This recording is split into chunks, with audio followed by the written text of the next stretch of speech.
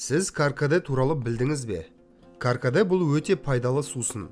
Ол көптеген аурулармен күреседі. Бірақ сонымен бірге оны дұрыс пайдаланбаған кезде денеге ауыр зиян келтіруі мүмкін. Арнаны ауыстырмаңыздар. Роликті соңына дейін көретін болсаңыздар, біз сіздерге осы экзотикалық және өте жағымды сусынның барлық құпияларын ашуға тырысатын боламыз. Каркаде дегеніміз не? Бұл қызылшай каркаде деп аталады. Бұл сусын Суданның раушан жапырақшаларынан, немесе көпке белгілі атауы гибискустан жасалған.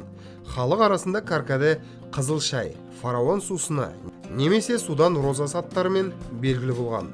Каркадені ежелгі Египетте қолданған. Қазба жұмыстары кезінде табыттардан осы сусынның шөптері табылған.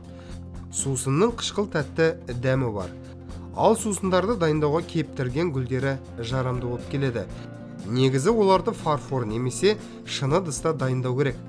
Ал басқа материалдарды пайдалануға болмайды, өйткені бұл теріс әсер етуі мүмкін. Пайдалы қасиеттері мен дәмдік қасиеттерінен айыруы мүмкін. Дайын түрінде сусын ашық қызыл немесе қою қызыл түсті. Оны ыстық немесе суық мұз салынған күйде ішуге болады. Сонымен каркаденің қандай пайдасы бар екенін талдап көрейік. Каркаде құрамында көптеген пайдалы заттар бар.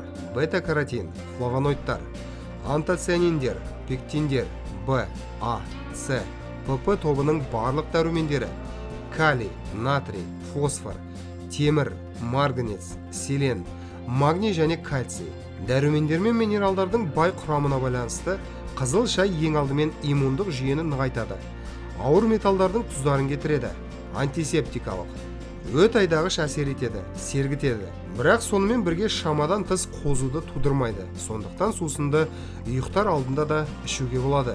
Себебі ол тез ұйықтауға ықпал етеді. Қан қысымының төмендеуіне әкеледі. Жоғары қысым кезінде гипертониялық науқастарға осындай сусыннан 3 кеседен артық пайдалануға болады. Ал қолданудан жақсы нәтиже тек 1,5 айдан кейін ғана пайда болады. Қан тамырларының серпімділігін жақсартады, олардың қабырғаларын нығайтады. Қандағы жаман холестерин деңгейін төмендетуге көмектеседі және қант деңгейін қалыпқа келтіреді. Осылайша шай атеросклероздың дамуына жол бермейді. Холестерин бляшкалары мен инсульт қаупін азайтады.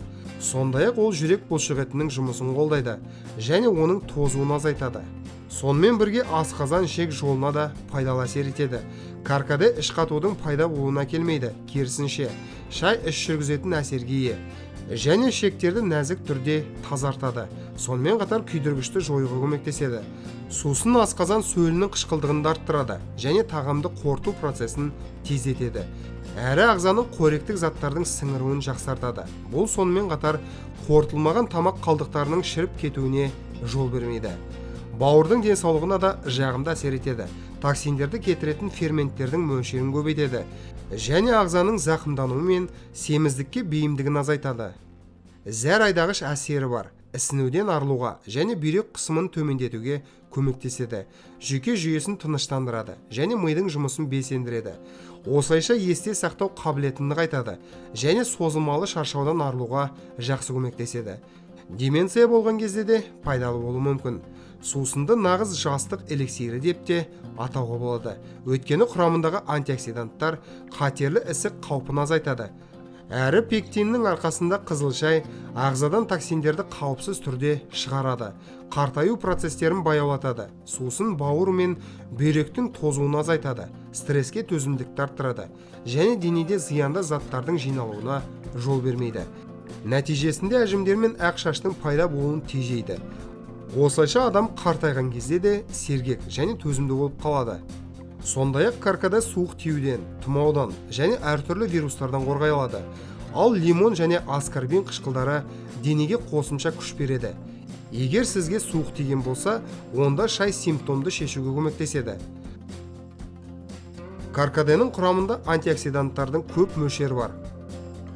Олар тотығу стрессмен жақсы күреседі. Соның арқасында қартаю процестері баяулайды. Бұндай шайлар құрысуларды азайтады.